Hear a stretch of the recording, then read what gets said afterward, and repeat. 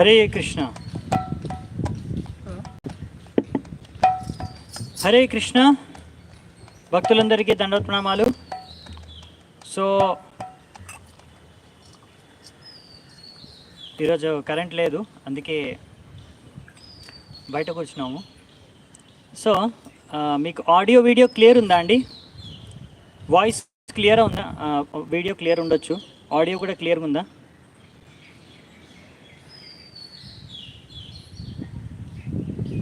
Hare Krishna. So నేను start చేయొచ్చా? మీరు ఒకసారి కన్ఫర్మ్ చేయండి. అప్పటివరకు నేను కీర్తన స్టార్ట్ చేస్తాను. తర్వాత మీరు ఎవరైనా ఆడియో వీడియో ఎలా ఉందో మీరు చెప్పొచ్చు. Thank you. ఓన్లీ ఒక గాలి యొక్క సౌండ్ కొద్దిగా అలా ఎంటర్ అవ్వచ్చు అంతే, అదర్వైజ్ క్లియర్ ఉండాలి. జయ రాధ మాధవ కుంజ బిహారీ గోపీ జన వల్లభ గిరివరధారి. జయ రాధా మాధవ కుంజ బిహారీ గోపీ జన వల్లభ గిరివరధారి. జయ రాధ మాధవ కుంజ బిహారీ గోపీ జన వల్లభ గిరివరధారి. జయ రాధా మాధవ కుంజ బిహారీ గోపీ జన వల్లభ గిరివరధారి. యశోదనందన వ్రజ జనరంజన యమునా తీరవనచారి. యశోదనందన వ్రజ జనరంజన యమునా తీరవనచారి. యశోదనందన వ్రజ జనరంజన యమునా తీరవనచారి. యశోదనందన వ్రజ జనరంజన యమునా తీరవనచారి. జయ రాధ మాధవ కుంజ బిహారీ గోపీ జన వల్లభ గిరివరధారి. జయ రాధా మాధవ కుంజ బిహారీ గోపీ జన వల్లభ గిరివరధారి. జయ రాధ మాధవ కుంజ బిహారీ గోపీ జన వల్లభ గిరివరధారి.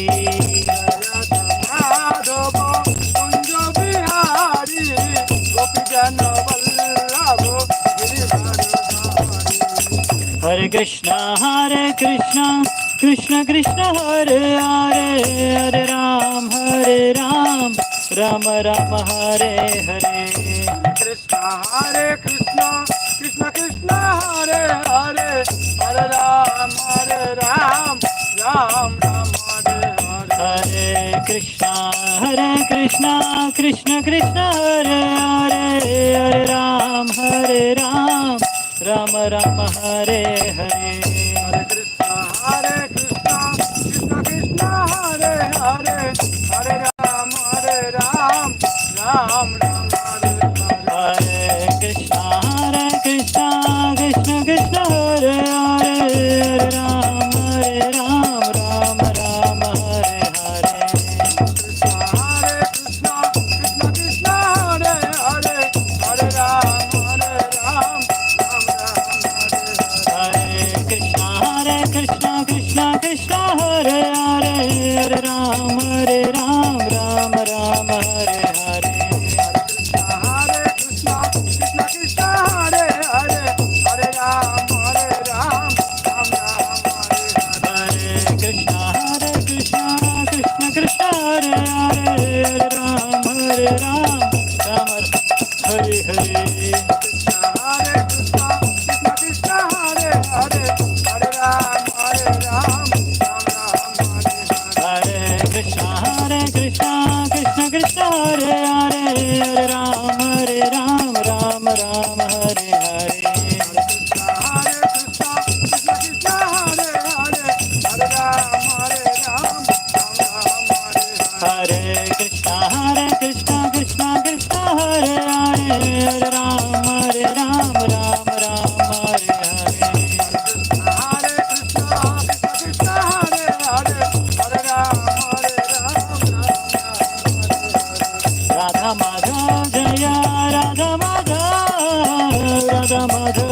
जय राधा माधव राधा माधव जय राधा माधव राधा माधव जय राधा माधव जगन्नाथ जय जगन्नाथ बलदेव जय सुभद्रा जगन्नाथ बलदेव जय गौरानिताय जय गौरानिताय गौरानिताय जय गौरानिताय गौरानिताय जय गौरानिताय गौरानिताय जय गौरानिताय प्रभुपदा जय प्रभुपदा प्रभुपदा जय प्रभुपदा प्रभुपदा जय प्रभुपदा प्रभुपदा जय प्रभुपदा गुरुदेवा जय गुरुदेवा गुरुदेवा जय गुरुदेवा गुरुदेवा जय गुरुदेवा गुरुदेवा जय गुरुदेवा जय श्रील प्रभुपाद की जय जय श्री हरिनाम संकीर्तन की जय श्री समवेत गौर भक्त वृंद की जय निताय गौर सीतानाथ प्रेमानंदे हरि हरि बोल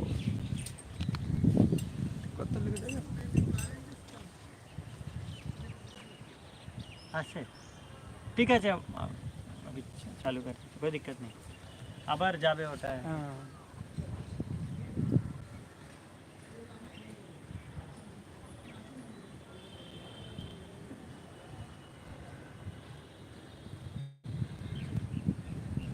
हाँ আসছে কারেন্ট আসছে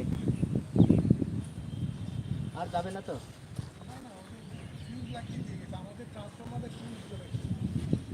ठीक है కొన్ని కంటిన్యూ করে দেবে আজকে హరే కృష్ణ ఇప్పుడే కరెంట్ వచ్చిందంట సో ఇక్కడ కంటిన్యూ చేద్దామా లేకపోతే సౌండ్ ఏమైనా ప్రాబ్లం ఉందంటే ఏదైనా ప్రాబ్లం ఉందంటే లోపలికి వెళ్ళొచ్చు రూమ్లోకి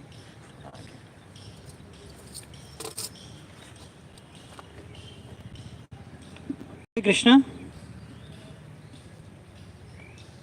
okay so will continue sorry మనం కంటిన్యూ చేద్దామంటే మరి ఇక్కడే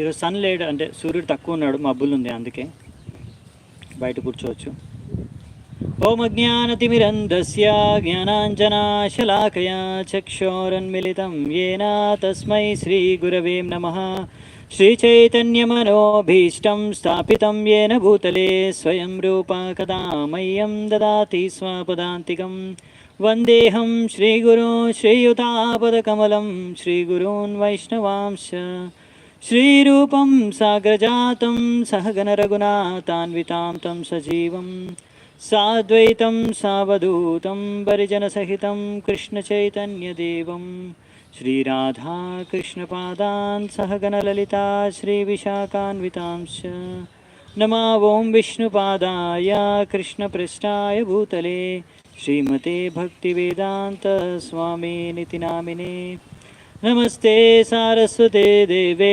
गौरवाणी प्रचारिणे निर्विशेषशून्यवादी पाश्चात्यदेशतारिणे नमो महावदन्याय कृष्णप्रेमप्रदायते कृष्णाय कृष्णचैतन्यानामिने गौरत्विषे नमः हे कृष्णा करुणा सिन्धु दीनबन्धु जगत्पते गोपेश गोपिकान्त राधाकान्त नमोऽस्तु ते तप्तकाञ्चन गौराङ्गी राधे वृन्दावनेश्वरी वृषभानुसुते देवी प्रणमामि हरिप्रिये नीलाचलनिवासाय नित्याय परमात्मने बलभद्रसुभद्राभ्यां जगन्नाथाय ते नमः वाञ्छाकल्पतरुभ्यश्च कृपासिन्धुभ्य एव च पतितानां पावनेभ्यो वैष्णवेभ्यो नमो नमः जय श्रीकृष्ण चैतन्य प्रभु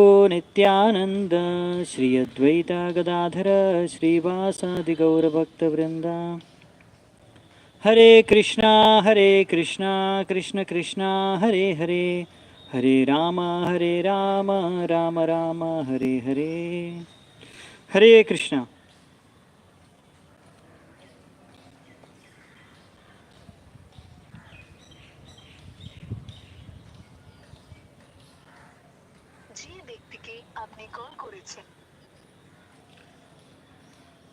হরে কৃষ্ণ। সো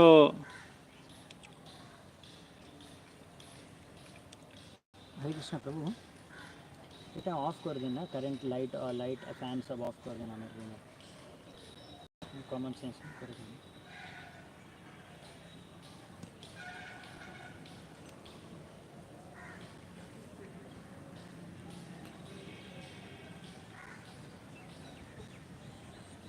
సో ఈరోజు మనము శ్రీమద్ భాగవతం ప్రథమ స్కందం 15వ అధ్యాయంలో చర్చించుకుంటున్నాము. నిన్న 31వ శ్లోకం వరకు చూసుకున్నాము. సో ఈరోజు 32 నుంచి 51వ శ్లోకం వరకు చర్చించుకుందామంట. సో మీ అందరికీ స్వాగతం, నా దండవత్ ప్రణామాలు.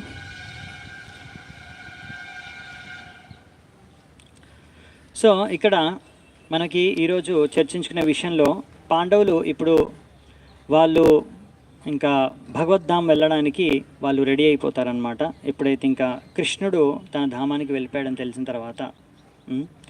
సో ఆ విషయాన్ని ఈరోజు మనం చర్చిద్దాం. ఎలా పాండవులు, ద్రౌపది, సుభద్రాదేవి, ఇంకా కుంతీమరాని అందరూ భగవద్ధామానికి వెళ్ళిపోతున్నారనే విషయాన్ని ఈరోజు మనం చర్చించుకుంటాము. సో 32వ శ్లోకం నుంచి మనం ఆరంభిద్దామంట చర్చని.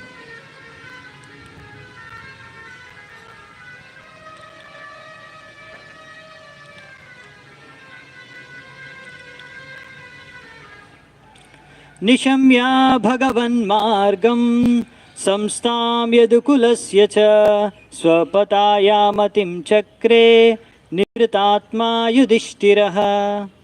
సో ఇక్కడ ఏం చెప్తున్నారంటే, ఇలా కృష్ణుడు తన ధామానికి వెళ్ళిపోయాడు అని తెలుసుకున్న, అలాగే యదువంశీయులందరూ కూడా వాళ్ళ ధామానికి వెళ్ళిపోయారని తెలుసుకున్న తర్వాత ఇంకా యుధిష్ఠిరుడు కూడా నిర్ణయించుకుంటాడనమాట.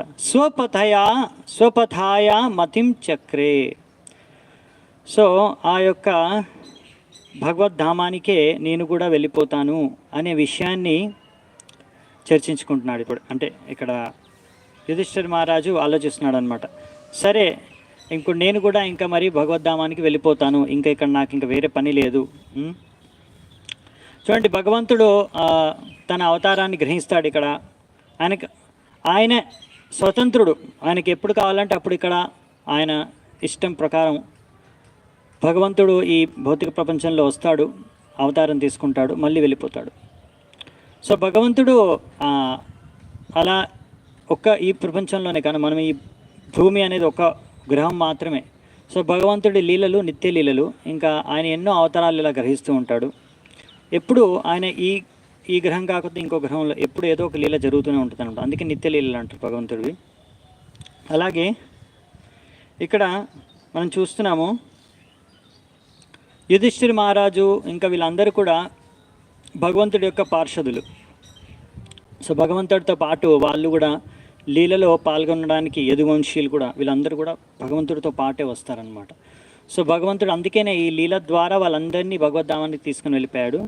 ఇప్పుడు ఆ నారదముని ఒకసారి ముందు సూచన ఇచ్చారు కదా, మీరు కూడా ఆ భగవంతుడు తన ధామానికి వెళ్ళే వరకు ఇక్కడ మీరు వేచి ఉండండి, అంటే ఇక్కడ మీ యొక్క కార్యాలను నెరవేరుస్తూ ఉండండి, దాని తర్వాత ఇంకా మీరు కూడా భగవద్ధామానికి వెళ్ళడానికి సిద్ధంగా అండి అనే విధంగా చెప్పెళ్తారు. అప్పటి నుంచే యుధిష్ఠిర మహారాజుకు ఒక రకమైన ఆలోచన ఉంటుంది.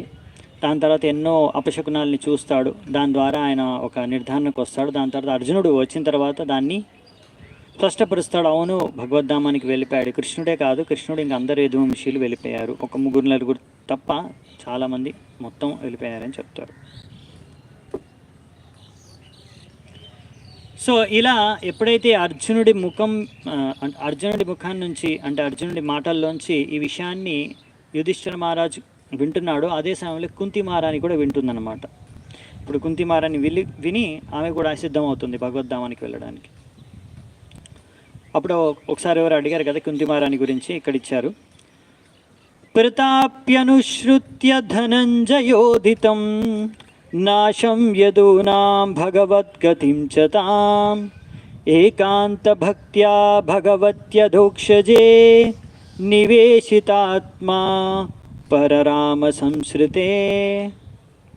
సో కుంతి మహారాణి కూడా ఈ అర్జునుడు చెప్పిన వాక్యాలను విని అలా కృష్ణుడు తన ధామానికి వెళ్ళిపోయాడు, యదువంశీయులందరూ తన ధామానికి వెళ్ళిపోయారు, అని తెలుసుకొని ఆమె కూడా ఇంకా పూర్ణ రూపంగా మొత్తం ఎప్పటి నుంచో భక్తి చేసుకుంటుంది. ఇప్పుడు ఇంకా మొత్తం ఇంకా మిగతా విషయాలన్నీ వదిలేసి ఇంకా మొత్తం సమయం మొత్తం ధ్యానం అంతా భగవంతుడి మీద పెట్టేసి ఆమె శుద్ధ భక్తిని పాటించుకుంటూ ఉంది. అలా శుద్ధ భక్తిని చేసుకుంటూనే ఈ భగవద్ధామాన్ని అంటే ఈ భౌతిక జగతాన్ని వదిలేసి భగవద్ధామానికి చేరుకుంది అని ఇక్కడ రాశారనమాట. ఒక శ్లోకంలోనే చెప్పేశారు కుంతిమారాని గురించి. ఇది భక్తి అనేది ప్రభుపాదుల వారు అంటారు ఏంటి, భగవద్ధామానికి వెళ్ళడానికి భక్తి, శుద్ధ భక్తి అనేది పాస్పోర్ట్ అని. ఇక్కడ మనకు ఎక్కడైనా వేరే దేశానికి వెళ్ళాలనుకోండి, మన భారతదేశం వెళ్ళి ఇంకో దేశానికి వెళ్ళాలనుకోండి, చాలా దేశాలకు వెళ్ళాలంటే మనకు పాస్పోర్ట్ కావాలన్నమాట. సో అలా పాస్పోర్ట్ ఇక్కడ ఇచ్చారనమాట. వీసా కూడా కావాలి కానీ పాస్పోర్ట్ కూడా కావాలి. సో పాస్పోర్ట్ లాంటిది భగవద్ధామానికి వెళ్ళడానికి అని ఇక్కడ ప్రభుపాదుల వారు అంటారనమాట. అలా కుంతిమారానికి ఆ పాస్పోర్టు కుంతిమారాని దగ్గర ఉంది, అందుకే ఆమె భగవద్ధామానికి వెళ్ళిపోయింది. సో మనం కూడా అలాగే శుద్ధభక్తి చేసుకుంటే మనం కూడా భగవద్ధామానికి వెళ్ళిపోవచ్చు అని ఇక్కడ రాశారు ప్రభుపాదుల వారు. యయా హరద్భువో భారం తాం తనుం విజహావజః కంటకం కంటకేనేవ ద్వయం చాపేషితో సమం. సో ఇక్కడ ఏం చెప్తున్నారంటే, ఇలా కృష్ణుడు తన లీల ద్వారా యదువంశీలందరినీ తీసుకొని తన ధామానికి వెళ్ళిపోయాడు. ఆ ద్వారా ఈ భూమి మీద భారాన్ని తగ్గించాడు. ఇది ఎలా అంటే, ఎలా చేశాడంటే భగవంతుడు ఒక ముళ్ళుతోని ఇంకో ముళ్ళును ఎలా తీసేస్తామో మనము, అలా భగవంతుడు యదువంశులందరినీ తన ధామానికి తీసుకువెళ్ళిపోయాడని. అంతే కదా, అంటే యదువంశులు వాళ్ళే కొట్టుకొని చనిపోయేలా భగవంతుడు ఆ లీలను ఆయోజన చేశాడు. అంటే అది ఎలా ఉందంటే ఒక ముళ్ళుతో ఇంకో ముళ్ళు తీసేయడం అనమాట. అంటే యదువంశీయులు అందరూ భగవంతుడి యొక్క వంశస్థులే, భగవంతుడి యొక్క పార్షదులే. కానీ ఒక ముళ్ళు నుంచి ఇంకో ముళ్ళు ఎలా తీసేస్తాము మనము, అలాగే ఇప్పుడు భగవంతుడు ఒక యదువంశీ నుంచి ఇంకో యదువంశీయుని హతమార్చి అన్ని భగవద్ధామానికి పంపించేశారనమాట. ఈ విధంగా ఆయోజన చేశారని ఇక్కడ చెప్పారనమాట.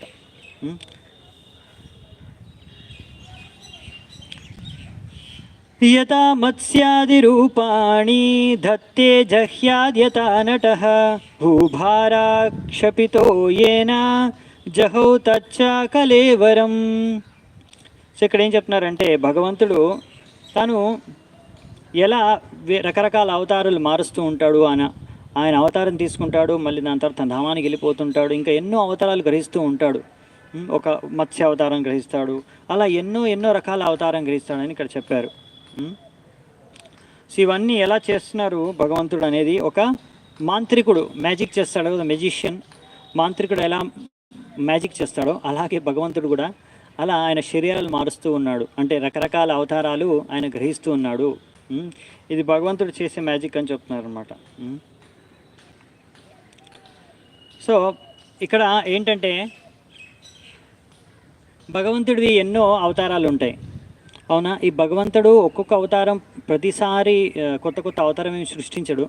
ఆయన అన్ని అవతారాలు భగవద్ధామంలో ఉంటాయన్నమాట. సో అది ఇక్కడ చెప్తున్నారన్నమాట ప్రభుపాదుల వారు. అలా ఇప్పుడు మత్స్యావతారం ఉందనుకోండి, మత్స్యావతారం అనేది ఎల్లప్పుడూ నిత్య అవతారం. అది ఎప్పుడు భగవంతుడు మత్స్యావతారంలో ఎక్కడో అక్కడ లీలలు చేస్తూనే ఉంటాడనమాట. ఈ లోకంలో ఇప్పుడు కనిపిస్తుంది మత్స్యావతారం. ఈ మత్స్యావతారం ఈ లోకంలో నుంచి అదృశ్యమైపోయింది అనుకోండి, ఇంకో గ్రహంలో, ఇంకో లోకంలో, ఇంకో బ్రహ్మాండంలో ఎక్కడో మళ్ళీ ఆ లీల జరుగుతుంది. ఇప్పుడు కూడా కృష్ణుడి లీలలు, అన్ని అవతారాల లీలలు ఎక్కడో అక్కడ జరుగుతూ ఉన్నాయన్నమాట. ప్రతి దగ్గర ఎక్కడ ఏదో లీల ఇప్పుడు కూడా కృష్ణుడి అవతారాలు జరుగుతూ ఉన్నాయన్నమాట. సో భగవంతుడి అవతారాలు అనేది నిత్య లీలలు, భగవంతుడి అవతారం ఎల్లప్పుడూ ఉంటుందన్నమాట. భగవద్ధామంలో ఉంటాడు భగవంతుడి వేరు అవతారాల ద్వారా. మరియు అలాగే ప్రతి ఒక్కొక్క గ్రహంలో ఒక్కొక్క దగ్గర ఒక్కొక్క అవతారం చేస్తూ ఉంటారు భగవంతుడు. ఒక్కొక్క లీల ఇప్పుడు కూడా జరుగుతున్నాయి అన్నమాట. సో ఈ భూమి మీదకి ఒక్కొక్క సమయంలో భగవంతుడు ఒక్కొక్క కార్యం నెరవేర్చడానికి ఒక్కొక్క అవతారం రూపం తీసుకొని వస్తారనమాట. అది ఇప్పుడు మనకు ఇక్కడ చెప్తారనమాట ఏం జరిగిందో. తర్వాత భగవంతుడు తన ధామానికి వెళ్ళిపోయిన తర్వాత, యదువంశీలు కూడా వెళ్ళిపోయిన తర్వాత, యదా ముకుందో భగవాని మాం మహిం జహౌ స్వతన్వా శ్రవణీయ సత్కతః తదా హరేవా ప్రతిబుద్ధ చేతసాం అభద్రహేతు కలిరన్వ వర్తత. ఇక్కడ ఏం చెప్పారంటే కలియుగం ప్రవేశించిందంటే కలిరాజు ప్రవేశించాడు. ఎలాగైతే కృష్ణుడు తమ ధామానికి వెళ్ళిపోయాడో వెంటనే కలిరాజు ఈ యొక్క భూమి మీదకి ప్రవేశించాడంట. ప్రతి బుద్ధ చేతసాం అయితే అభద్రహేతు కలిరన్వవర్తత. సో ఎవరైతే ఇక్కడ ఇలా భగవంతుడు వెళ్ళిపోగానే కలి ప్రవేశించింది, కలియుగం, అలాగే ఎవరైతే అప్రతి బుద్ధ చేతసాం, ఎవరైతే చేతనలో బుద్ధి లేదు, అంటే బుద్ధి లేని వాళ్ళంటే కృష్ణ భావనామృతం చేతన లేని వాళ్ళు, ఎవరైతే భక్తులు కాదో ఆ భక్తులందరికీ భయాన్ని గురి చేసిందంట ఈ కలి. అంటే ఈ కలి వాళ్ళందరికీ అభద్ర అంటే ఇనాస్పీషియస్, అశుభం, వాళ్ళందరికీ అశుభ సంకేతాలని చూపిస్తుందంట కలి. దీంతో వాళ్ళు భయపడిపోతున్నారు. ఇప్పుడు మనం చాలామంది చూస్తాం కదా, ఇక్కడ ఇప్పుడు కలియుగం వచ్చేసింది కాబట్టి ఇప్పుడు అన్ని లక్షణాలు మనకు కనిపిస్తున్నాయి. అప్పుడు ప్రవేశించింది కాబట్టి అప్పుడు ఫస్ట్ టైం యుధిష్ఠిర్ మహారాజ్ అన్ని గమనించాడు. మీరు అనుకోవచ్చు, అప్పుడు యుధిష్ఠిర్ మహారాజ్ ఎప్పుడైతే ఆ అపశకునాలని చూస్తున్నారు, మీరు అనుకోవచ్చు మనం ప్రతిరోజు ఇవి చూస్తూనే ఉంటాం కదా, ఇలా కొట్లాడుకోవడం, దెబ్బలాడుకోవడం కానీ, ఇలాంటి అకాల వాతావరణం కానీ, ఇలా ఎన్నో రకాలైన అనావృష్టి కానీ, అతివృష్టి కానీ, ఇవన్నీ చూస్తూ ఉంటాం కదా మనం. ఇందులో కొత్త విశేషం ఏందని, అప్పట్లో అది విశేషమే. యుధిష్ఠిర మహారాజు ఉన్నప్పుడు ఆ సమయంలో అలాంటివన్నీ జరిగేవి కాదు. కానీ ఇప్పుడు అన్నీ సాధారణంగా జరుగుతున్నాయి ఇలాంటివన్నీ. సో మనకి అలవాటు అయిపోయాయి వీటికి అన్నిటికీ, ఇలాంటి దుఃఖాలని చూడడం, ఇలాంటి అన్ని అపశకునాలని చూసి కూడా ఇది సాధారణమైన విషయాలు అనుకోవడం మనకి ఇది అలవాటుగా మారిపోయింది. కానీ యుధిష్ఠిర మహారాజు సమయంలో అలా మొట్టమొదటిసారి జరిగిందనమాట. ఆయన చూశాడు. సో అలా ఇవి చూసిన తర్వాత ఎవరైతే సాధారణ వ్యక్తులు, ఎవరైతే భక్తులు కాదో అలాంటి వాళ్ళు చాలా అభద్రతని వాళ్ళు అనుభవించారంట. ఇంకా వాటిని చూసి వాళ్ళు ఎంతో దానికి భయపడ్డారంటే విధంగా రాశారనమాట. సో ఇక్కడ కలి అనేది ఎవరి మీద ప్రభావం చూపిస్తుందంటే, ఎవరి భక్తులు కాదో అభక్తులు వాళ్ళ మీద కలియుగం మొత్తం ప్రభావం చూపిస్తుందంట. అందుకనే ఈ భాగవతంలో వస్తుంది ఈ శ్లోకం కూడా, కలేర్ దోషే నిదే రాజన్ అస్తి హేకో మహాన్ గుణాన్ కీర్తనాదేవ కృష్ణస్య ముక్త సంఘ పరం వ్రజేత్. సో కలియుగంలో ఇన్ని దోషాలు ఉన్నా కానీ ఎవరైనా ఈ సంకీర్తనం భగవంతుడి యొక్క కీర్తనంలో పాల్గొంటే, వాళ్ళు కీర్తనం చేస్తే భగవంతుడి నామాన్ని కానీ, గుణాలు లీలలు కానీ, సో వాళ్ళు ఈ యొక్క భౌతిక ప్రపంచంలోంచి ముక్తి పొంది భగవద్ధామానికి వెళ్ళిపోతారు. ఇది ఒక్కటే మార్గం. సో అందుకనే ఎవరైతే భగవంతుడి నామాన్ని జపిస్తున్నారో, భగవంతుడికి శుద్ధభక్తి చేసుకుంటున్నారో వాళ్ళకి కలియుగం నుంచి భయపడాల్సిన అవసరం లేదు. కలియుగం వాళ్ళని ఏమాత్రం ప్రభావితం చేయలేదంట. సో కలియుగం ఎప్పుడు అసలు వచ్చిందంటే, ఎప్పుడైతే కురుక్షేత్ర యుద్ధం ముగిసిందో అప్పుడే కలి ప్రవేశించిందంట. కానీ ఆ కలి తన ప్రభావాన్ని చూపలేకపోయింది. ఎందుకు అంటే కృష్ణుడు అప్పుడు ఉన్నాడు కనుక. అందుకే కృష్ణుడు తన ధామానికి వెళ్ళే వరకు వేచి చూస్తున్నాడు కలియుగం. ఒక్కసారి కృష్ణుడు తన ధామానికి వెళ్ళిపోగానే ఇంకా కలి తన ప్రభావం చూపించడం ఆరంభించింది. అదే సమయంలో యుధిష్ఠిర మహారాజ్ కూడా ఆ యొక్క సంకేతాలు, అంటే ఆ యొక్క అపశకునాల్ని గమనించడం మొదలుపెట్టాడు. ఇవన్నమాట. సో ఇప్పుడు ఇంకా ఇది చూసిన తర్వాత ఇప్పుడు యుధిష్ఠిర మహారాజ్కి అర్థమైపోయింది, కలియుగ సంకేతాలు చూశాడు, ఇప్పుడు కృష్ణుడు వెళ్ళిపోయాడని తెలిసాడు, ఇప్పుడు ఈ నిర్ణయం తీసుకున్నాడు. ఇప్పుడు ఏం చేస్తున్నాడో చూద్దాం మనం. యుధిష్ఠిరస్తత్పరిసర్పణం బుధ పురే చ రాష్ట్రే చ గృహే తతాత్మని విభవ్యలోభాంధృతజిహ్మహింసనా ద్యధర్మచక్రం గమనాయ పర్యధాత్. యుధిష్ఠిర మహారాజు ఇక్కడ మనం చర్చించుకుంటాము, ఆయన ఎంతో బుద్ధిమంతుడు. అందుకని ఆయనకు అర్థమైపోయింది ఇప్పుడు కలియుగ ప్రభావం పెరిగిపోతుంది, కలియుగం వచ్చేసింది. ఇప్పుడు ఆయనకు అన్నీ కనిపిస్తున్నాయి అక్కడ. ఇవన్నీ అపశకునాలన్నీ సామాన్య ప్రజల్లో అన్నీ చూడగలుగుతున్నాడు. వాళ్ళందరూ దెబ్బలాడుకుంటున్నారు, హింస పెరిగిపోయింది, అధర్మం పెరిగిపోయింది. ఇలా ప్రతి చిన్న విషయాలకి ఇంట్లో కుటుంబ సభ్యులు కొట్లాడుకుంటున్నారు, బయట వ్యక్తులు కూడా కొట్లాడుకుంటున్నారు. ఇలా ఇంకా ఎన్నో రకమైన విధాలుగా ఒకరినొకరు మోసం చేస్తున్నారు.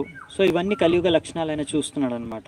ఇవన్నీ చూసేశాడు, ఇంకా అర్థమైపోయింది కలియుగం వచ్చేసింది, భగవంతుడు వెళ్ళిపోయాడు, ఇంకా నేను కూడా వెళ్ళిపోవాలి ఇక్కడ నుంచి భగవద్ధామానికి వెళ్ళడానికి, నాకు కూడా సమయం ఆసన్నమైందనే విషయాన్ని అర్థం చేసుకొని దాని ప్రకారం ఆయన వస్త్రాలని ధరించాడంట. అంటే ఇప్పటివరకు రాజు వేషంలో ఉన్నాడు కదా, మహారాజు వేషంలో, ఇప్పుడు ఆ మహారాజు వేషాన్ని మార్చుకుంటాడు ఆయన. సో ఇక్కడ అందుకే ప్రభుపాల్ ద్వారా రాశారనమాట. అంటే ఇక్కడ నుంచి మనకు మహారాజ్ యుధిష్ఠిర్ మనకు నేర్పిస్తున్నాడు. మనం కూడా ఎలా సమయం అయిపోయిన వెంటనే ఇప్పుడు యుధిష్ఠిర్ మహారాజ్ కూడా చెప్పాలంటే ఇప్పుడు పరీక్షిత్ మహారాజు కూడా పెరిగిపోయాడు అనమాట, పెద్దవాడు అయిపోయాడు, ఆయన ఒక యోగ్య వ్యక్తుడు అయిపోయాడు. ఇప్పుడు ఆయనకు యోగ్యత ఉంది, రాజ్యాన్ని పరిపాలించే యోగ్యత. సో ఇంకా యుధిష్ఠిర మహారాజ్ కూడా సమయం అవుతుందంటే ఆయన కూడా వయసు అయ్యింది. సో యుధిష్ఠిర మహారాజు గమనించాడు, నా వయసు అయింది, ఇంకా నాకు ఒక యోగ్య వ్యక్తి ఉన్నాడు, ఎవరైతే రాజ్యసింహాసనం మీద కూర్చోబెడితే ఈ రాజ్యాన్ని పరిపాలించగలడో ఈ విషయాన్ని గ్రహించి ఇంకా ఈ నిర్ణయానికి వచ్చాడనమాట ఈ యుధిష్ఠిర మహారాజు. ఎందుకంటే ఇది వానప్రస్థ ఆశ్రమాన్ని ఇప్పుడు గ్రహిస్తాడు, సన్యాసంగానే వానప్రస్థ ఆశ్రమం. ఇప్పుడు ఇంట్లో నుంచి బయలుదేరుతాడు ఆయన, గృహాన్ని త్యాగం చేసి, రాజ్యాన్ని త్యాగం చేసి, ఇంకా అందరి కుటుంబ సభ్యుల్ని త్యాగం చేసి. సో ఇది ప్రతి ఒక్కరూ, అంటే ముఖ్యంగా ఇక్కడ చెప్పేది ఏంటంటే ప్రభుపాల్ ద్వారా రాశారు, మనము ఇప్పుడు ఎన్నో బరువు బాధ్యతలతో ఉంటాము. అంటే ఇప్పుడు అందరూ ప్రతి ఒక్కరు బిజినెస్, ఎవరో ఏదో ఒక బిజినెస్ కానీ జాబ్ కానీ ఏదో ఒకటి చేస్తున్నారు, పని చేసుకుంటున్నారు భౌతిక ప్రపంచంలో జీవించడానికి.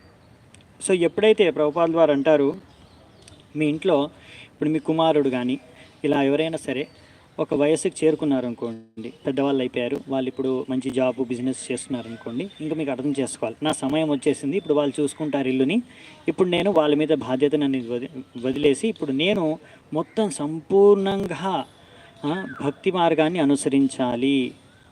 ఇప్పటివరకు మనం కొద్దిగా భక్తి చేసుకుంటూ కొద్దిగా జాబు, కొద్దిగా బిజినెస్, ఇంకా కొద్దిగా ఇంటి పనులు, ఇంకా వేరే రకరకాల బాధ్యతల్ని మనం ఏవైతే స్వీకరించామో అన్నీ నెరవేరుస్తూ ఉన్నాము. ఇప్పుడు మెల్లిమెల్లిగా ఎప్పుడైతే మనం అర్థం చేసుకున్నామో మన ఇంట్లో మన పిల్లలు పెరిగిపోయారు, పెద్దవారు అయిపోయారు, ఇప్పుడు వాళ్ళు యోగ్య వ్యక్తులు, ఇంటిని ఇంకా ఈ యొక్క బరువు బాధ్యతల్ని తీసుకొని వాళ్ళు నడపగలరు, వాళ్ళు కూడా జాబు ఉద్యోగం అవన్నీ చేస్తున్నారు. సో అలాంటి వయస్సు మనకు అయిపోయినప్పుడు, మన వయస్సు కూడా అయిపోతుంది అని తెలుసుకున్నప్పుడు ఇంకా మనము మెల్లిమెల్లిగా బాధ్యతలు తగ్గించుకొని ఇంకా సంపూర్ణంగా భగవంతుడికి భక్తి చేసుకోవడానికి ప్రయత్నించాలన్నమాట. ఇదే మెయిన్ వానప్రస్థం కానీ సన్యాసం అంటే ఏంటంటే సంపూర్ణంగా మీరు మెల్లిమెల్లిగా భగవంతుడిని ఎక్కువగా ఎంత వీలైతే అంత భక్తి చేసుకోవడం. సో ఇక్కడ యుధిష్ఠిర మహారాజు ఆ యొక్క ఉదాహరణ ప్రస్తుతం చేస్తున్నాడు అన్నమాట. సో అందుకనే ఇప్పుడు పరీక్షిత్ మహారాజుని ఆయన తన రాజ్యానికి ఇప్పుడు ఆయనకు పట్టాభిషేకం చేస్తాడు, ఆయన రాజుగా కూర్చోబెడతాడు రాజసింహాసనం మీద.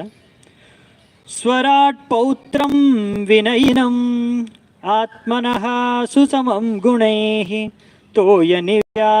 తోయనివ్యాః పతిం భూమిర్ అభ్యసించత్ గజాహ్వయే.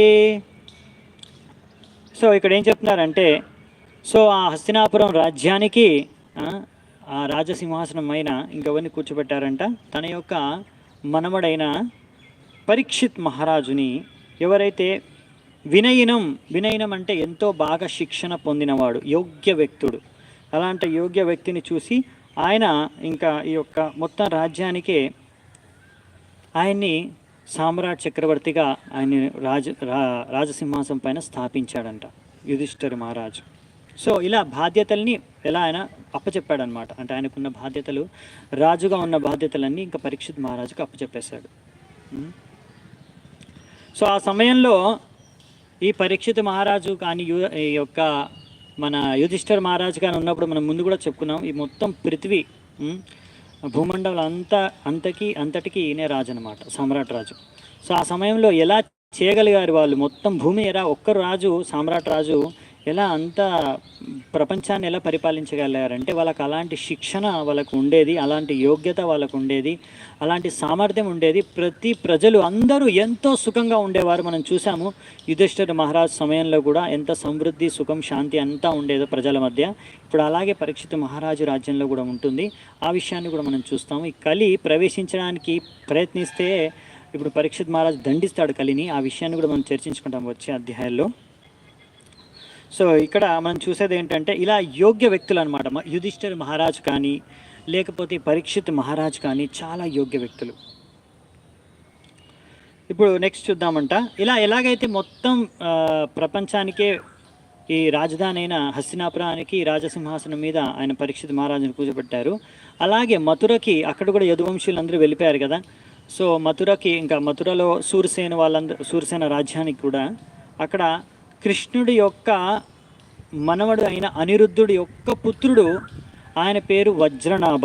వజ్రనాభను మథురకి రాజుగా ఆయన నియమిస్తాడు యుధిష్ఠిర మహారాజు.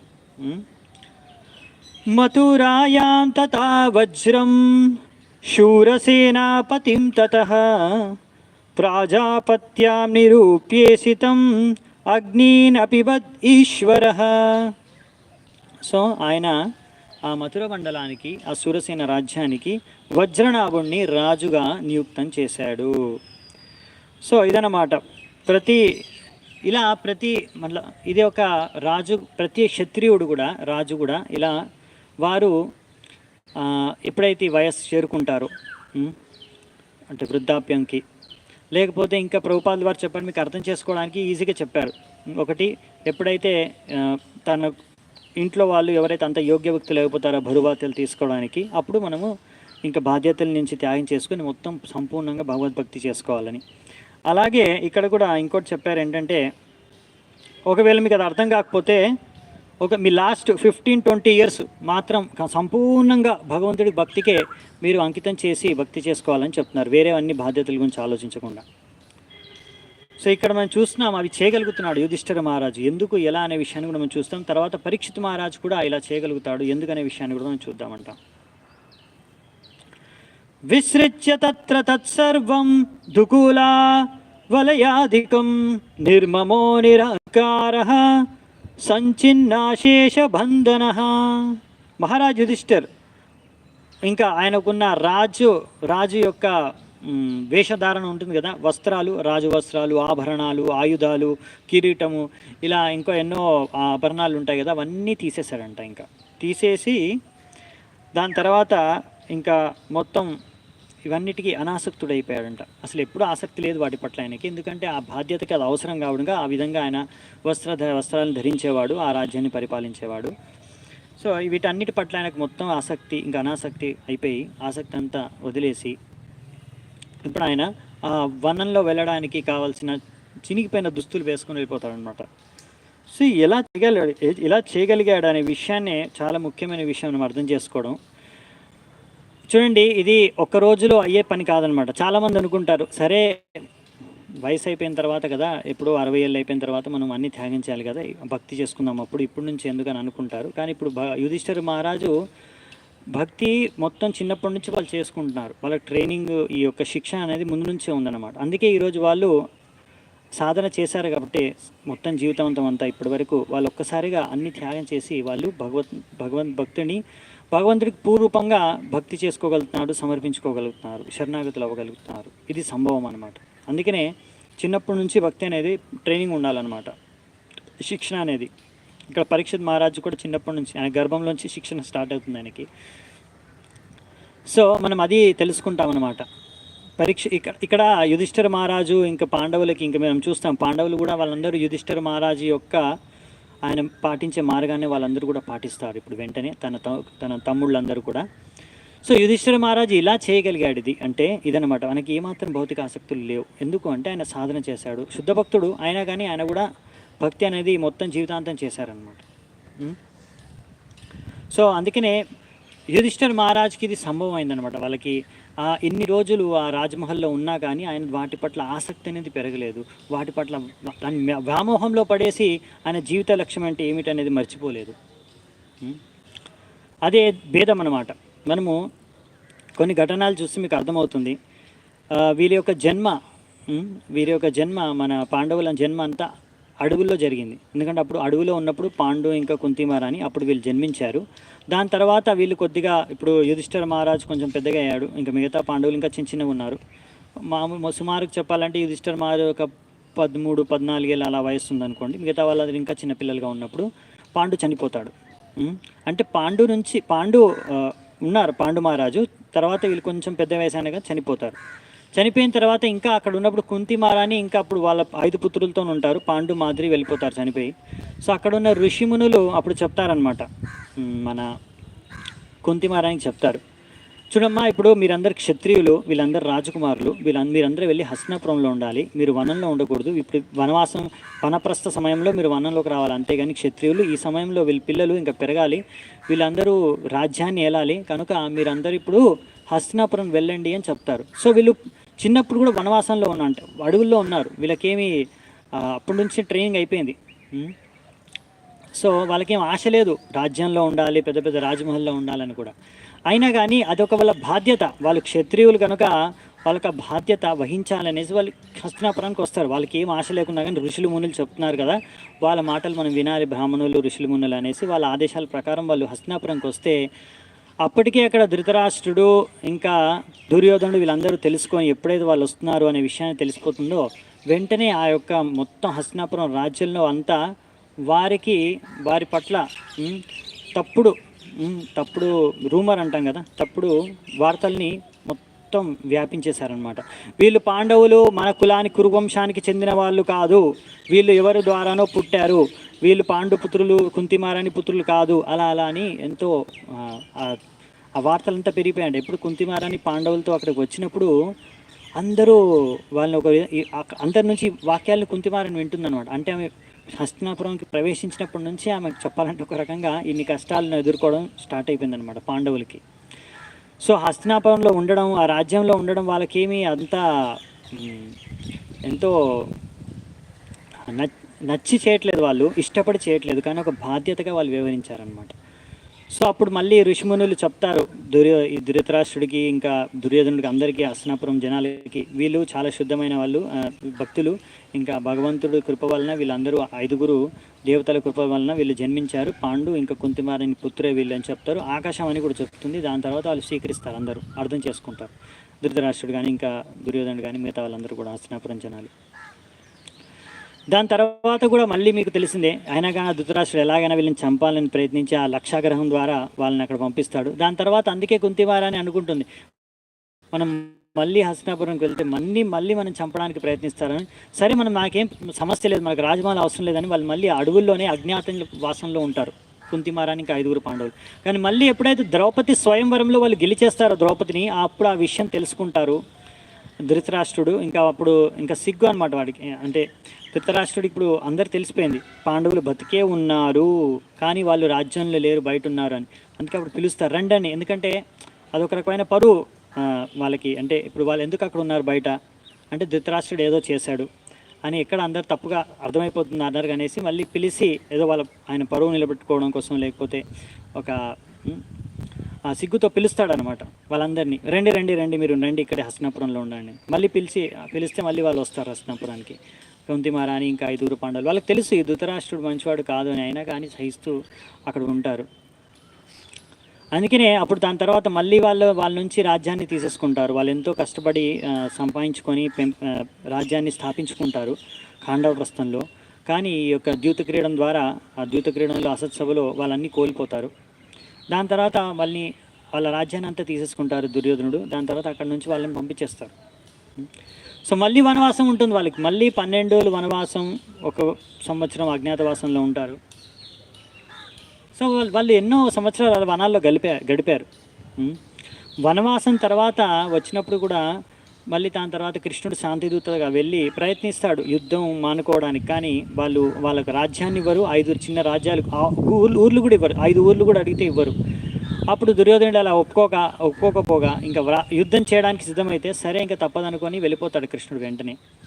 అక్కడ నుంచి మళ్ళీ తిరిగి వచ్చేస్తాడు విరాట్ రాజ్యానికి, ఎక్కడైతే పాండవులు నివసిస్తున్నారో అప్పుడు ధృతరాష్ట్రుడు చూడండి ఎలాంటి బుద్ధో ధృతరాష్ట్రుడిది.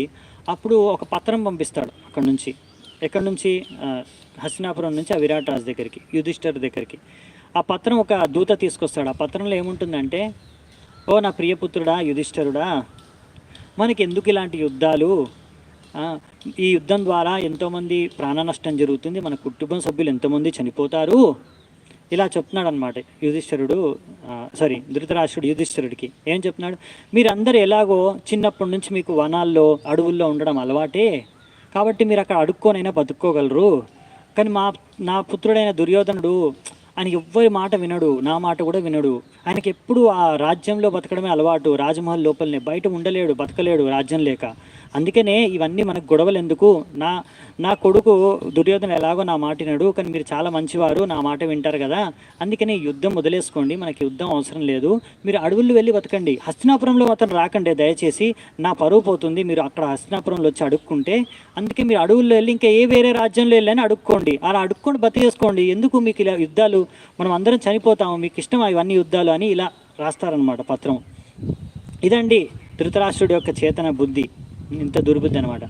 సో అది విన్నాక ఫస్ట్ టైం అంటే మామూలుగా ఎంతో రెస్పెక్ట్ అంటే ఎంతో గౌరవాన్ని అందించే ఆ యుధిష్ఠిర మహారాజు కూడా కోపం వస్తుంది, ఏంటి ఇలా రాశాడని, అసలు ఎంతకి దిగజారిపోయాడు ధృతరాష్ట్రుడని. సో అందుకనే ఒకసారి అర్జునుడు కూడా అంటాడు కదా ఆ యుద్ధంలో, భగవద్గీతలో చదువు, భైక్ష్యం అపీహలోకి, దీనికన్నా నేను భిక్షాటన చేసుకొని బతుక్కుంటానని. ఎందుకంటే వాళ్ళకి ఆ ధృతరాష్ట్రుడు ఐడియా ఇచ్చాడు అక్కడ. ఒక ఆచార్యులు అంటారు అనమాట, శ్రీ వైష్ణవ ఆచార్యులు, వేదాంత దీక్షకులు వాళ్ళు అంటారు. సో అలా అక్కడ ఉత్తరంలో వచ్చిన ఆ పాయింట్ గుర్తుకొచ్చి అర్జునుడు అక్కడ చెప్పాడు, అలా నేను భిక్షాటన చేసుకొని నేను బతికేస్తాను, వీళ్ళతో యుద్ధం చేయడం ఎందుకు, మన వాళ్ళని చంపుకోవడం ఎందుకు, మనకి రాజ్యమే వద్దులే అని. సో ఎప్పుడైనా సరే పాండవులకి యుధిష్ఠిరుడికి ఎంత వ్యామోహం లేదు రాజ్యం పైన, రాజ్య సింహాసనం పైన, కానీ భగవంతుడు కోరిక ధర్మాత్ములైన వాళ్ళు పరిపాలించాలి, అప్పుడే సమాజంలో ధర్మం అనేది నిలబడుతుంది, అందరూ ప్రజలు ధర్మాన్ని పాటిస్తారు, భగవద్ధామానికి వెళ్ళగలరు. ఇదే కదా భగవంతుడు సృష్టించింది ప్రపంచం దానికోసమే. సో ఆ యొక్క ధర్మస్థాపన కోసం భగవంతుడు వీరిని, ఈ ధర్మాత్ముడు ధర్మరాజు అయిన యుధిష్ఠిరుని రాజుగా నియమించాడు, అందుకని వాళ్ళు పరిపాలించారు ఇప్పటి వరకు కూడా.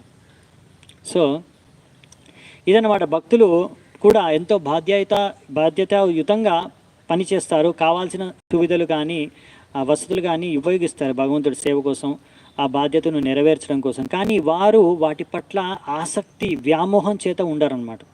సో అలా ఇక్కడ మీరు యుధిష్ఠిర మహారాజుతో చూడొచ్చు, మొత్తం ప్రపంచానికి యువరాజ్ సామ్రాటు, చక్రవర్తి సామ్రాటు, కానీ ఆయనకు ఏమాత్రం వ్యామోహం లేదు. ఏ రోజైతే నాకు అర్థమైపోయిందో, నారద ముని మనకు చెప్పాడు, ఎప్పటివరకు ఈ రాజ్యాన్ని మనం ఏలాలంటే కృష్ణుడు తన ధామానికి వెళ్ళే వరకు, అతను వెళ్ళిపోయాడు, ఇప్పుడు మనకు వెళ్ళే సమయం అయింది. వెంటనే అక్కడ అప్పటికి మన పరీక్షిత్ మహారాజు యోగ్య వ్యక్తి అయిపోయాడు, అతన్ని స్థాపించారు, వెంటనే అక్కడ నుంచి బయలుదేరడానికి వెంటనే సిద్ధమైపోయారు. సో ఇదన్నమాట. సో ఇది ప్రభుపాల్ వారు ఇక్కడ అందుకే రాశారు, మనము మన యొక్క ట్రైనింగ్ అనేది మన మనస్సుకి ఇవ్వాలి, ట్రైనింగ్ మైండ్కి, మన యొక్క మెదడుకి, మనస్సుకి ఎలాంటి ట్రైనింగ్ ఇస్తే మనము అలా అన్నమాట జరుగుతుంది, మొత్తం మనకు సులువైపోతాయి వేరే పనులని చేయడం, భక్తి చేసుకోవడం కూడా చాలా సులువైపోతుంది. ఇలా ఎప్పుడైతే మనం భక్తి ద్వారా మనస్సుని శుద్ధపరచుకుంటామో అప్పుడు మనకు ఎంతో సులువుగా భగవద్ధామానికి వెళ్ళడానికి అది మనకు సహకరిస్తుంది అనమాట. చాలా ఈజీగా మనం భగవంతుడిని ధ్యానించుకోగలం మృత్యు సమయంలో. సో ఇప్పుడు మరి ఏం చేస్తాడు, ఇంకా యుధిష్ఠిర మహారాజు అనేది వివరంగా ఇచ్చారు, ఇక్కడ చూద్దామంట. త్రిత్వే హుత్వా చ పంచాత్వం తచ్చైకత్వే జుహోన్ముని సర్వమాత్మన్యజుహవీద్ బ్రాహ్మణ్యాత్మానమవ్యయే. సో ఇక్కడ ఏం చెప్తున్నారంటే, ఇలా ఇప్పుడు ఇక్కడ మీరు చెప్పేది ఏంటంటే వీళ్ళు తత్వరూపంలో ఎక్స్ప్లెయిన్ చేస్తున్నారు, అసలు ఏం చేస్తున్నాడు అంటే, ఇప్పుడు ధర్మరాజు ఇక్కడ ఈ శ్లోకంలో వచ్చే శ్లోకంలో చెప్తారు, ఆయన తన మనస్సుని మొత్తం భగవంతుడి పైన ఇప్పుడు ధ్యానం అనమాట. ఇప్పుడు ఆయన ఇంక అన్ని వదిలేశాడు బరువు బాధ్యతలు, అంటే ఇప్పుడు ఇంకేమీ పట్టనట్టుగా ఉంటాడు అనమాట. శరీరము, చేతన, మనస్సు, ఇంద్రియాలు అన్నిటినీ ఈ యొక్క భౌతిక విషయాలు, భౌతిక ఆసక్తులు, రాజ్యం, కుటుంబం వీటన్నిటి నుంచి ఆయన విరమించుకొని మొత్తం ఆ బ్రహ్మన్, ఆ భగవంతుడి పైనే ధ్యానిస్తున్నాడు అన్నమాట. ఈ విధంగా భగవంతుడి పైన, బ్రహ్మం పైన ధ్యానిస్తాడు, ఆధ్యాత్మిక లక్ష్యం పైన ధ్యానిస్తున్నాడు. ధ్యానించుకొని ఇంకా ఏం చేశాడంటే, చీరవాస నిరాహారో బద్ధావాన్ ముక్తమూర్ధజః దర్శయన్నాత్మనో రూపం జడోన్మత్తాపశాచవత్ అనవేక్షమానో నిరగాత్ అశ్రిన్మన్ భదిరోయత. సో ఇక్కడ ఏం చెప్తున్నారంటే, దాని తర్వాత యుధిష్ఠిర మహారాజు చెప్పాను కదా, చినిగిపోయిన బట్టలు అంటే పాత బట్టలను వేసుకొని దాని తర్వాత అన్నీ తినడం మానేశాడంట. ఇంకా సాలిడ్ అంటే తినే పదార్థాలని తినడం మానేశాడు.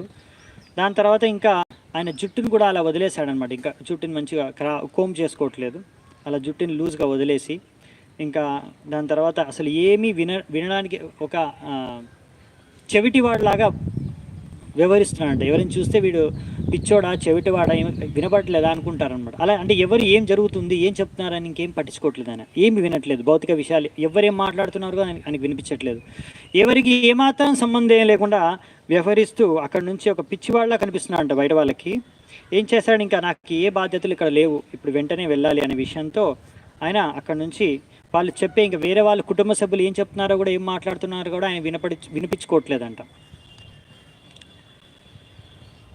ఉదీచిం ప్రవివేశాశాం గత పూర్వం మహాత్మభిః హృది బ్రహ్మ పరం ధ్యానం నావర్తేత యథా గతః. తో అతను అక్కడి నుంచి ఇంట్లోంచి బయలుదేరాడు. ఎటువైపు? ఉత్తరం వైపు, ఉత్తరం దిశం వైపు వెళ్ళాడు బయలుదేరి. ఎక్కడైతే తన అందరూ పూర్వీకులు కూడా ఎవరైతే వనప్రస్థం వెళ్ళారో ఉత్తరం వైపు వెళ్ళారన్నమాట. అక్కడ హిమాలయాల వైపు అటువైపు వెళ్ళి అటు ధ్యానం, అటు తపస్య, భగవంతుడి పైన ధ్యానం చేసుకుంటూ ఆ భగవద్ధామానికి వెళ్ళిపోతారన్నమాట, ప్రాణాలని త్యాగం చేస్తారు. సో అందుకని అతను కూడా అటువైపు ఉత్తరం దిశం వైపు వెళ్ళిపోయాడు.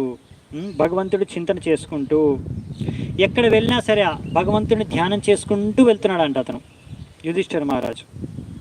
సర్వేతం మనో నిర్జగ్ముర్ భ్రాతరా కృత నిశ్చయా కలినా ధర్మమిత్రేణ దృష్ట్వా స్పృష్టా ప్రజాభువి. ఇప్పుడు ఇంకా తన భ్రాతలు అంటే అనుజులైన యుధిష్ఠిర మహారాజుకి తమ్ముళ్ళు ఉన్నారు కదా, నలుగురు, వాళ్ళందరూ కూడా ఈ చూశారంట. యుధిష్ఠిర మహారాజు ఇల్లు వదిలి వెళ్ళిపోతున్నాడు, కలి ప్రవేశించాడు, మనం కూడా వెళ్ళడానికి సమయం ఆసన్నమైంది అని వెంటనే వాళ్ళందరూ కూడా అక్కడి నుంచి ఆ యొక్క యుధిష్ఠిర మహారాజు యొక్క అడుగు జాడల్లోనే నడుచుకుంటూ ఆయన వెనకే వెళ్ళిపోయారంట, ఇల్లు వదిలి ఉత్తరం దిశం వైపు.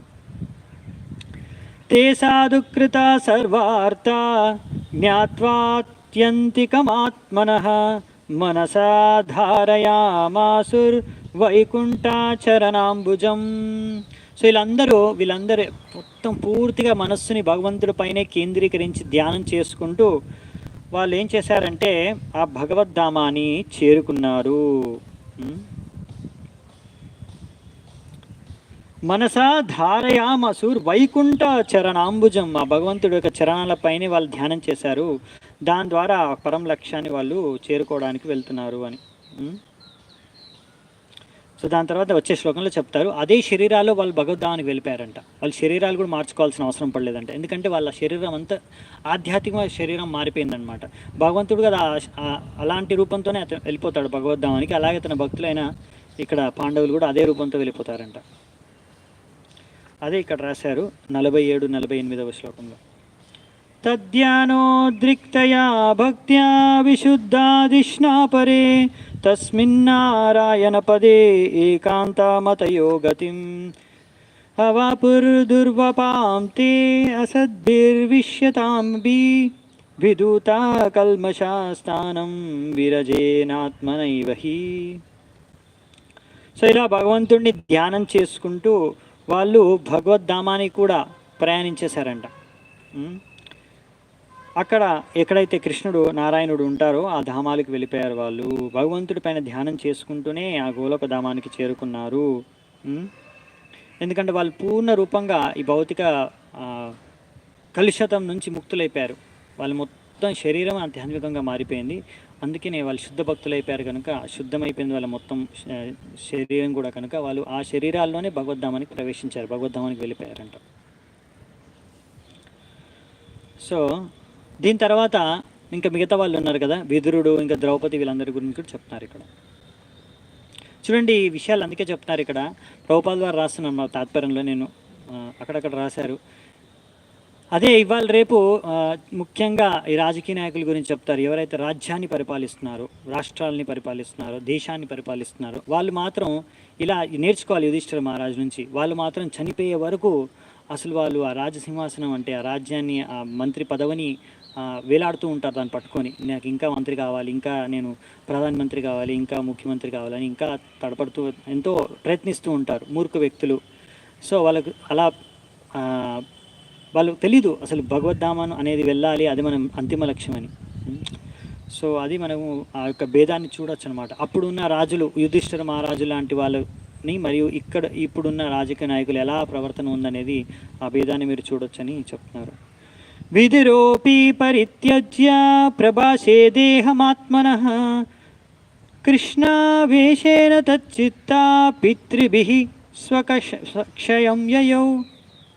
సో దాని తర్వాత విదురుడు అక్కడ ఆయన కూడా ఇంకా బయటికి వెళ్ళిపోయాడు, తీర్థయాత్రకు అక్కడ నుంచి బయలుదేరిపోయాడు. ఆయన ప్రభాస క్షేత్రానికి వెళ్ళినప్పుడు అక్కడ ఆయన శరీరాన్ని వదిలేశాడు. దాని తర్వాత అక్కడ నుంచి పితృలోకం నుంచి వచ్చి కొంతమంది ఆయన పితృలోకానికి తీసుకెళ్ళాడు. ఎందుకంటే ఆయన యమరాజు కదా, మళ్ళీ యమరాజు తన యొక్క స్థానంలో పునఃస్థాపించబడ్డాడు. విదురుడు మళ్ళీ యమరాజు అయిపోయాడు. యమరాజులా ఆయన యొక్క బాధ్యతల్ని నిర్వహిస్తున్నాడు. ఆయన శుద్ధ భక్తుడే, కానీ ఆయనకు ఒక సేవ ఉంది ఇక్కడ, ఆ సేవను ఆయన కంటిన్యూ చేస్తున్నాడు ఆ బాధ్యతని. సో ఆయన పితృలోకానికి వెళ్ళాడు అనమాట, ఎక్కడైతే యమరాజు ఉంటాడు. సో ఎంతోమంది దేవతలు కూడా భగవంతుడి యొక్క భక్తులే, కానీ వాళ్ళు ఇక్కడ వాళ్ళకు కొన్ని బాధ్యతలు ఉన్నాయి, అందుకే వాళ్ళు ఈ బాధ్యతలు నెరవేరుస్తూ ఇక్కడ ఉంటారు. అందులో కొంతమంది శుద్ధ భక్తులు ఉంటారు యమరాజులాగా, కొంతమంది ఇంకా శుద్ధ భక్తులు అవ్వలేని వాళ్ళు కూడా ఉంటారు. సో వాళ్ళందరూ ఒక్కొక్కసారి భగవంతుడితో పాటు లీలల్లో అందరూ భాగస్వామ్యం అవ్వలేకపోతారు, కొంతమంది మాత్రం అవ్వగలుగుతారు. శుద్ధ భక్తులు మాత్రం ఎప్పుడు భగవంతుడితో సన్నిహితంగా ఎప్పుడు వ్యవహరిస్తూ ఉంటారు, లీలల్లో పాల్గొంటూ ఉంటారు ఆయనతో పాటు. ఈ భౌతిక ప్రపంచంలో కానీ ఆధ్యాత్మిక ప్రపంచంలో కానీ ఎప్పుడు ఆయనతో పాటు ఉంటారు అన్నమాట శుద్ధ భక్తులు. అది ఇక్కడ రాశారు. ద్రౌపదీ చ తదాజ్ఞాయ పతీనామనపేక్షాం వాసుదేవే భగవతి ఏకాంతమతిరాపతం. సో ఇక్కడ ద్రౌపది ఇంకా సుభద్ర గురించి కూడా చెప్పారు. ఇంకా వీళ్ళు ఎవరైతే మిగతా వాళ్ళు ఉన్నారో వాళ్ళ పతిలను వాళ్ళు అనుసరించే, వాళ్ళు కూడా భక్తితో భగవంతుడి పైన ధ్యానించుకుంటూ వాళ్ళు చూసి వాళ్ళు కూడా భగవంతుడి పైనే ధ్యానం చేసుకుంటూ వాళ్ళ పతులు వెళ్ళిన గమ్యానికే వాళ్ళు కూడా చేరుకున్నారంట. అంటే పాండవులు ఎక్కడికి వెళ్ళారో అగోద్ధామానికి, అక్కడికే ద్రౌపది సుభద్రాదేవి కూడా చేరుకున్నారు అని చెప్తున్నారనమాట. సో వీళ్ళు కూడా వాళ్ళ యొక్క శరీరాలని త్యాగం చేసే అవసరం పడలేదంటే విశ్వనాథ్ చక్రవర్తి ఠాకూర్ మన ఆచార్యులు ఆయన చెప్తున్నారు, వాళ్ళకు కూడా అదే గతిని లభించింది. వాళ్ళు కూడా ఈ శరీరాలని త్యాగం చేసే అవసరం పడలేదు, వాళ్ళు డైరెక్ట్గా భగవద్ధామానికి వెళ్ళిపోయారు అని.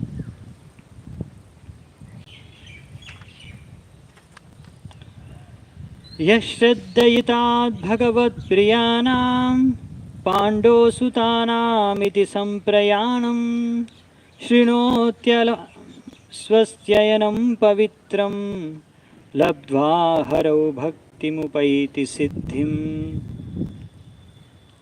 ఈ యొక్క పాండవులు భగవద్ధామానికి వెళ్ళారు. ఈ యొక్క కథనాన్ని ఎవరైతే వింటారో ఇది ఎంతో శుభకరం అంట. ఇది విన్నారనుకోండి, వాళ్ళకి ఖచ్చితంగా భగవంతుడి పైన దృఢమైన భక్తి ఇంకా పెరిగిపోతుంది, దృఢంగా మారుతుందండి వాళ్ళ భక్తి. ఇంకా వాళ్ళు ఈ భగవద్ధామానికి చేరుకోగలరు వాళ్ళ జీవితంలో కూడా.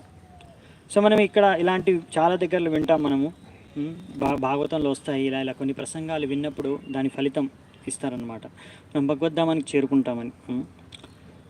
సో ఇది ఎలా అవుతుందంటే చాలామంది అనుకుంటారు, సరే మేము వినేసాం కదా ప్రభుజీ, ఇంకా మనం భగవద్ధామానికి వెళుపుతాం, ఇంకా రోజు మళ్ళీ 16 మాలలు చేయడం ఎందుకు అవసరం. సో అలా కాదనమాట, ఇది సరిగ్గా అర్థం చేసుకోవాలి మనము. ఇదేంటంటే మనము అవునండి ఈరోజు బయట చేస్తున్నాం కదా కథ, అందుకే చెట్లు ఇంకా ఇంకా పక్షులు కూడా ఎంజాయ్ చేస్తున్నాయంటే వింటున్నాయి కథని. సో మనం చెప్పుకుంటాం కదా, ఇలా మనము కథ విన్నప్పుడల్లా ఫలితం ఉంటుంది. ఫలితం ఇక్కడ చెప్తారన్నమాట, అక్కడక్కడ వస్తుంది. ఇలా మీరు ఈ కథ విన్నారు కనుక ఇలా విన్న వాళ్ళు భగవద్ధామానికి వెళ్ళిపోతారు, భక్తి అనేది వాళ్ళు కూడా శుద్ధ భక్తులు అయిపోతారు అని ఇస్తారు.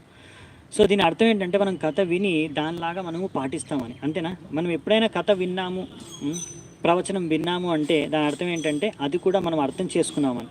వినడమే కాదు, విన్నామంటే అర్థం చేసుకున్నామంటే దాన్ని మనం పాటిస్తాం కదా. సరిగ్గా అర్థమైంది మనకంటే మనం పాటిస్తే ఇంకా మనం భగవద్ధామానికి వెళ్ళిపోతాం. సో మరి ఇంత విన్నా మనం భగవంతుని ఎలా వాళ్ళు ధ్యానం చేసుకుంటున్నారు, మొత్తం సంపూర్ణంగా ఎలా భక్తి చేసుకుంటున్నారని ఇది విన్న తర్వాత, అర్థం చేసుకున్న తర్వాత మీరు ఇంకా మనకి ఇంకా రేపటి నుంచి మళ్ళీ హరే కృష్ణ మహామంత్రం జపించడం ఏం అవసరము, మనం భగవద్ధామానికి వెళ్ళిపోతాంలే కథ విన్నాం కదా అని వదిలేశారంటే మీరు సరిగ్గా వినలేదని కథ. అవునా? ఎవరైతే కథని వింటారో వాళ్ళు ఇంకా బాగా తీవ్రంగా భక్తిని చేసుకుంటారు. అది అసలు వాళ్ళు కథ విన్నారా లేదా మనం తెలుసుకోవడం ఎలా అంటే మనం నిజంగా భగవంతుడి కథని భాగవతం కానీ భగవద్గీత కానీ ఏ ప్రవచనమైనా కానీ భగవంతుడి లీలను ఎప్పుడైనా విన్నామంటే దాని అసలైన ఫలితం ఏంటంటే మనం ఇంకా ఇంకా వినాలనిపిస్తుంది మనకి. ఇంకా మన భక్తిని కూడా ఇంకా మనకు అందులో చేసుకోవాలి, ఇంకా బాగా దృఢంగా చేసుకోవాలనే తీవ్రత పెరుగుతుందన్నమాట. అదనమాట. సో అది దీని ద్వారా మనం అర్థం చేసుకోవచ్చు మనం సరిగ్గా కథను విన్నామా లేదా అనేది. సో ఈరోజు శ్లోకాలు తాత్పర్యాలు చిన్నగా ఉన్నాయి, అందుకే వెంటనే అయిపోయింది మనకి. సో నెక్స్ట్ ఇప్పుడు 15వ అధ్యాయం అయిపోయిందండి. సో మనం రేపు 16వ అధ్యాయం చూస్తాము. పరీక్షిత్ మహారాజు కలిని ఎలా స్వాగతం పలికాడు, అంటే కలియుగాన్ని ఎలా ఆయన స్వీకరించాడు అనే విషయాన్ని మనం రేపు చూద్దామంట. ఇంకా రేపటి నుంచి పరీక్షిత్ మహారాజు గురించి చర్చ ఉంటుంది. రేపటి నుంచి ఇంకా లాస్ట్ వరకు ఇంకా 4 అధ్యాయాలు ఉన్నాయి, 16, 17, 18, 19. నాకు తెలిసి ఈరోజు Tuesday, Wednesday, Thursday, Friday, Saturday, ఇంకా 4 రోజుల్లో మనము 16, 17 అధ్యాయాలు చేయగలుగుతాం అనుకుంటాను. ఇంకా 2 అధ్యాయాలు ఉంటాయి, అవి తర్వాత మనము చూసుకుందామంట, తర్వాత కంటిన్యూ చేద్దామంట. సో భగవద్గీత మాత్రం పూర్తిగా అవ్వడానికి ప్రయత్నిస్తున్నాను. సో ఇక్కడ మనము ఈరోజు చర్చ నిలిపివేద్దామంట. ఈరోజు కొంచెం తొందరగా అయిపోయింది.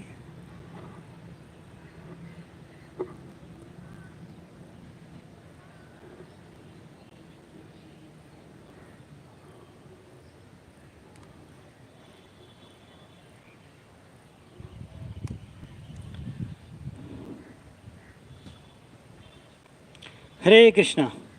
సో మనం ఇక్కడే సెలవు తీసుకుంటాను. మరి చాలా చాలా ధన్యవాదాలు. గ్రంథరాజ్ శ్రీమద్ భాగవతం की जय, शिल प्रभुपाद की जय, समवेत गौर भक्त वृंद की जय, निताय गौर सीतानाथ प्रेमानंदे, हरि हरि बोल.